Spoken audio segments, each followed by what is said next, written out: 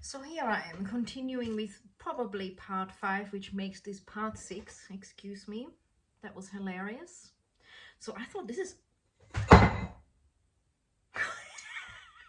Okay. I'm just a bit crazy. I love this lotus blossom. I've had this for a long time. It's so nice. And I just thought the lighting was actually really nice without that, you know, that circular videoing circular thing. So I just, for fun, gotta be crazy, right? I hope you're laughing, because, you know, maybe I'll make comedy videos one day. Got to be crazy. I should make another video on that, because I've always said that. I've even said it to my kids. Please don't fit in, just be crazy. It's so important. But you know, they thought I was a bit crazy because we'd go to the movies, and I remember that they were all teenagers. I guess that wasn't the right time to do it, but I thought the movie was really funny that we were watching, and I laughed really, not badly, definitely, but I laughed loud. I thought it was so funny, and they were like, "Mom, stop it." And I'm like, "But that was a joke." And I don't know, anyway, forget it. Look, intuitive eating. It's really about remembering when you're salivating, when you think of the food salivation, right?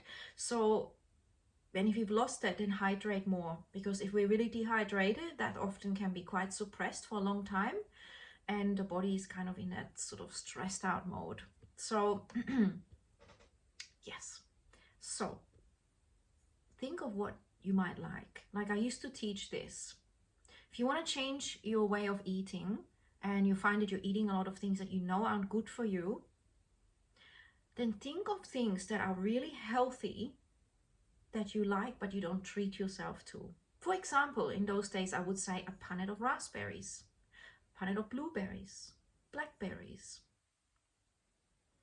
mashy pears, I don't know, dragon fruit, lychees, cherries, whatever it is, that normally you would think, oh, that's a hassle, or they're expensive, or whatever mental idea around it you have, and buy that and have that first, because that starts to change everything. That is something I always did. If I felt I wanted to eat a lot of chocolate, which is one of my weaknesses, chocolate more than anything, not so much now, but when I was, you know, like perhaps busy and not able to always have food at hand because I was running around and disorganized, I would always think, okay, what can I eat now first that's healthy? So that could be a Granny Smith apple. That could be a small cup of yogurt. Even if I don't like yogurt, I know that in this point, yogurt is probably better for me, unless you have lactose intolerant, than chocolate. Chocolate, if you have that, especially when you haven't eaten much, just gives you a sugar surge, and it can be a precursor to early diabetes, because it's quite a shock to the body to have this instant sugar. If you're eating lollies, or if you're having a coffee with heaps of sugar in it, that is a crazy surge, and it is to be avoided. It's very stressful for the body, actually, and should only be used in emergency. And people do it all the time. Oh, I need energy, coffee, sugar, cake, lolly, whatever it is, right? So notice that, and don't go for the sugar rush. So then I used to just replace it and have an egg. Okay, so if I was really feeling like I was really starving and I needed something quick, you know that feeling you sometimes have, okay, I've got time to hard boil an egg, or to sunny side an egg. These days I don't eat egg anymore. I'm just put off from it. But that was what I used to do, especially when I was studying at high school and at uni, and I knew that would stabilize my mood as well. And then I would make a better decision afterwards and not eat some crazy, you know, some Snickers bar, or the chocolate mousse, or the chocolate brownie, or whatever it was, the Nutella out of with the spoon. Who's done that, right? So that really, really helps. And have something in your handbag or around you that you can have, or know that you can jump into a petrol station and you can just get a nut bar. Or I love to get, they've got these really nice squeezed juices nowadays there, you know, beetroot or carrot or apple or tomato, whatever you're into. I used to love tomato juice heaps when I was just in my 20s. I used to love getting that. They used to have smaller bottles, now they're really huge. But anyway, know what you like. That's actually okay. When I was doing my honors, I still remember specifically that I didn't have much time to eat, and I somehow didn't think of it. And then I got really, really hungry. And then like only the junk food places were open. And when I was at Flinders, there was a KFC straight down the road. So I went to that KFC quite a lot in my little Beetle. I still remember that. But I had the sense and the natural inkling. I would always eat the corn on the cob. That's what they used to sell then. I really loved it, and it meant that I was finishing at uni. I would do research till late, or writing up till late and hanging around there till 11, or sometimes, you know, 12. So I get the corn on the cob, 2 of them. They were covered in butter, and then I'd eat them and I'd feel really good, and I'd have enough, and then I could go home and go to sleep without feeling gross or like I've eaten fatty, you know, dripping whatever that KFC stuff is. Doesn't mean I never ate that, but when it was 11 and 12, my intuition always said that's not the right thing. That will just make me feel bad and give me indigestion, or I'll start to feel gross, or I don't sleep well. So I had things like that I naturally did them. But I did also read a lot of books on nutrition, and the great thing to avoid is a lot of chemicalized things, because they make you put on fat so that the chemicals don't go through your bloodstream.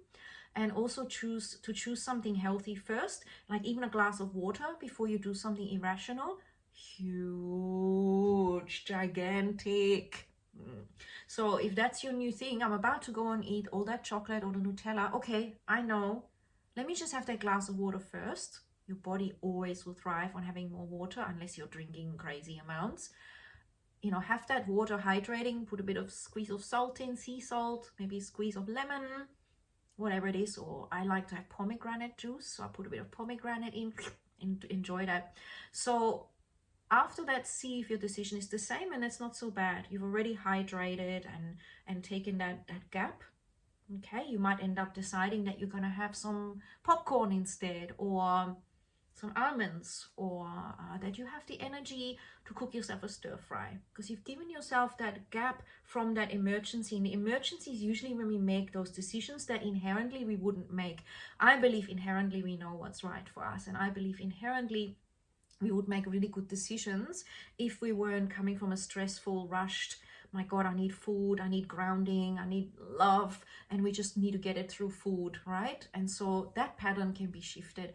Intuitively, if you like raspberries, it's better that you invest in a raspberry and go down the shop and get that, eat those raspberries, or make a great smoothie out of it, and feel the nutrition you get, feel the self-love, and feel it feels so different how you make a different decision after. And it becomes a really joyful thing to get something else next time, like dragon fruit, or what else is there? Oh, persimmons when they're in season are amazing, or fresh asparagus that you just beautifully put in a pan, and with ghee or whatever you're into, oil of whatever sort, coconut oil or whatever you love, or put it into your dish, grill it with beautiful nuts and some greenery, and la la la, and feel how good that feels. This will also shrink your stomach, and this is a bit of an addiction, having that extension in your stomach and feeling like you need to have this full feeling, which can be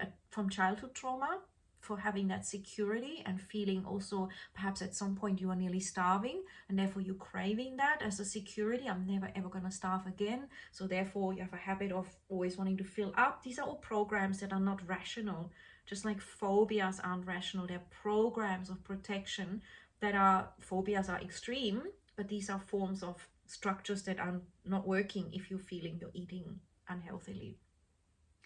So I hope that has given you some ideas. I could ramble on for ages, but I really need to stop. It's almost like that blackout was a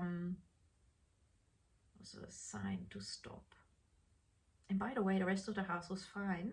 It's actually my laptop that switched off, And then that circular light switched off, because that is fed off the laptop. And I went around wondering what's happening, talked to my son. He said, "I'm all fine, you know." And then I realized what happened. Ha, ha, ha. So that's also hilarious.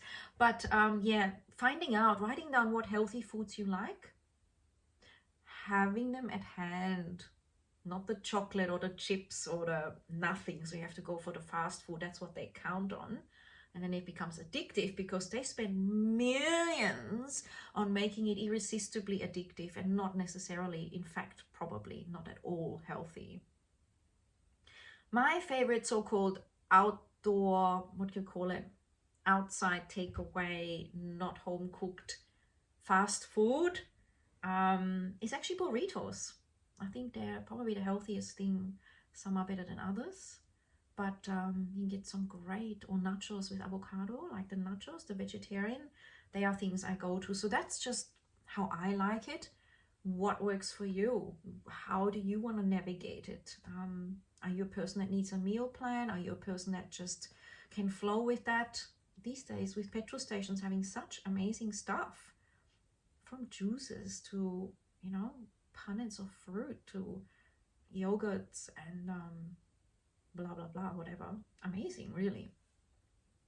One day we will have a world where even we can go out and get a fresh juice in the middle of the night, unless we are going to actually go into the world where we are aligned with our circadian rhythms and we're actually having a wonderful sleep at 11 o'clock, and we're not running around at 11, 12 and 1 needing to find food, gaming and being distracted and having our light circadian rhythms destroyed, and therefore always catching up on health and wellness. So yeah, that's how I see it, the 5-dimensional world. There can be all the other stuff, but there's mostly well-being and this balance and this meeting ourselves and thriving and enjoying that. It's not a treacherous task. Like some people think, ew, I always thought healthy eating was gross. But Sabine, you made it fun. You made it easy. I still remember that, and I thought, wow, people do need reminders.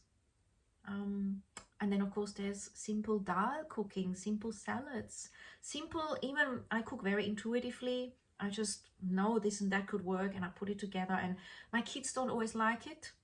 But that's only because they don't like super healthy food, and they think I'm weird because I make up my own recipes. But I always said, look, that's how the original recipe was created.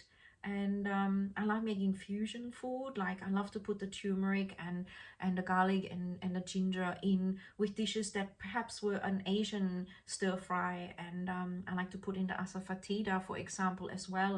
And then from the Japanese, the shiitake mushroom, and then the beautiful cabbage. And somehow for me that works, and it works for most people. But again, you know, whatever you like. I could talk so much. Like use quinoa and replace that with or mix it half and half with rice, half rice, half quinoa, cook it in your rice cooker, whatever you do. So nurturing, and you will feel more nourished. And when you're more nourished, you will crave less fast stuff, right? So the more you have good nutrition, the more you eat less, because your body is satisfied. And that's why the more we eat junk food, so you eat the chocolate and then the chips, and then you need something sweet, and then you need savory and your ice cream, and it goes back and forth because it's looking for nutrition. Your body is not satisfied. It might be filling up, but you know that yucky feeling when you've had too much sugar and you feel not healthy, or you've had too much chips and you feel you don't feel good because you didn't have the fiber of the vegetable. You don't feel good because you didn't have the vitamins and minerals that are natural inside your raspberries and strawberries and pineapples and bananas and grapefruit. And these things make me salivate. So find out what makes you salivate. Really start with whatever that is, even if it's only 1 or 2 things. Could be a cucumber salad with lemon and olive oil, maybe a bit of pepper. I don't know what you're into. It could be beans stir fried with rice. It could be strawberry salad, strawberries with just a bit of, you know, I don't know, honey or something. It could be blueberries. It could be whatever, you carrot salad is great. Grate the carrots, put in the lemon, put in the olive oil, put in salt and pepper. It's incredible. Beetroot soup, I don't know, whatever you're into. Think of it and write it down. That's the big change. It's catching that. Changing it from there is the easy part. I hope you enjoyed, and I'm really going to stop now, I think. Let me just be humble about that, because it doesn't seem to be so. And I hope you had fun and enjoy, and let me know what you think. Share your recipes, share some ideas, and see you soon.